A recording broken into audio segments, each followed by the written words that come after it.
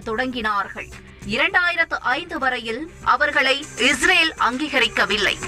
2005ஆம் ஆண்டு நடத்திய மரபணு ஆய்வு பினி மெனாஷே பழங்குடியின சமூகத்தினருக்கும் மத்திய கிழக்கில் வசித்தவர்களுக்கும் இடையிலான வம்சாவளி உறவை நிரூபிக்க அவர்களை இஸ்ரேல் தங்கள் நாட்டு மக்களாக அங்கீகரிக்க தொடங்கியது. இதன் தொடர்ச்சியாக அவர்களை இஸ்ரேலுக்கு அழைத்து செல்லவும் தீவிரம் காட்டி வருகிறது.